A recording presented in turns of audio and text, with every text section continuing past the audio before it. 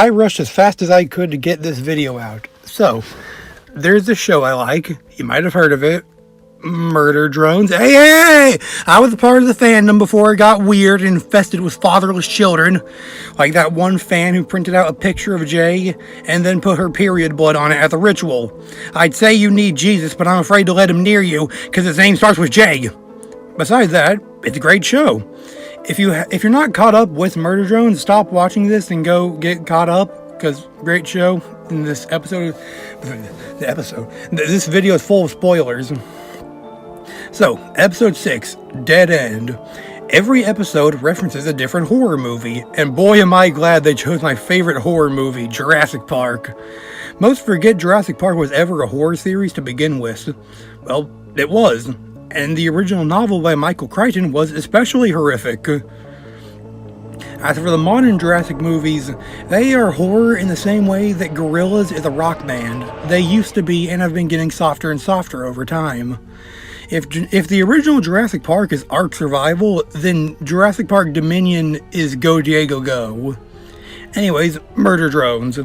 We get introduced to the Sentinels, dromaeosaurus-shaped robots meant to dispose of any and all drones that enter the research facility ruins, and even the Murder Drones themselves. But what dinosaur are they specifically? You may say, well, obviously, they're the Velociraptors, but that would be the case if it weren't for the fact that Velociraptors are 2 feet tall. As for the Jurassic Park raptors, yes, they are a very obvious inspiration. They even recreate many famous scenes and shots from the original Jurassic Park. But if Velociraptors are 2 feet tall, then what are the JP raptors?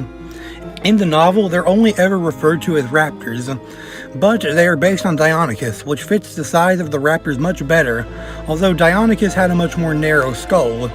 As for the raptors in the movie, the name Velociraptor was only chosen after Steven Spielberg opened up a dinosaur book, saw the name, thought it looked cool, so he used it in the movie, not realizing the sheer impact that Jurassic Park would have on the public's perception of Velociraptors.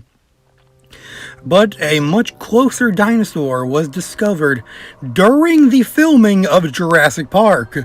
The 6-foot-tall, 6-skulled Utah Raptor is a perfect match for the Jurassic Park Raptors. So much so that it's the skeleton they're digging up in the beginning of the movie. Back to the Sentinels, they don't look like Utah Raptors. They're too small and their heads are too narrow. The average height for a murder drone is 6 feet tall, with the worker drones being about 5 feet tall. The Sentinels are shown to be shorter than Tessa, who is about the same size as N, 6'6". By this, we can deduce that the Sentinels are 3 to 4 feet tall, which much better fits Deinonychus with their size and narrow heads. But there might be another good fit for the Sentinels, Troodon. You know, Troodon, like the conductor from Dinosaur and Hey, what the fuck? Troodons are slightly smaller than Deinonychus, but have much bigger eyes and are nocturnal. The Sentinels are sure to have some big ol' eyes. Troodon also had exceptionally large brain cases, meaning that they were smarter than most. And the Sentinels are surely smart, being seen capable of opening doors, running around mazes, and chasing down the main characters. And Troodons. You wanna know where Troodons live? You wanna know where they lived? Alaska. They lived in a dark, cold, hellish environment just like Planet Copper. Going back to Jurassic Park, the original novel actually had Troodon, but they were never brought into the movies, and the Troodon sure were something. Tessa got bit by one of the Sentinels, causing a blood splatter, the very first blood we've ever seen in the show. The Jurassic Park Ecology Wiki describes the bite of Troodon as being jagged and extremely painful. And a jagged and extremely painful bite is what would definitely cause a blood splatter like that. Emphasis on the jagged part. But do Troodon have something equivalent to the rebuttal flash? That flashing attack that they use to paralyze drones. They actually kind of do, but in Jurassic Park. So Jurassic Park decided to make their Troodon venomous because Dr. Hammond is a damn fool who likes to play God and give dinosaurs unnecessary features they obviously didn't have in life.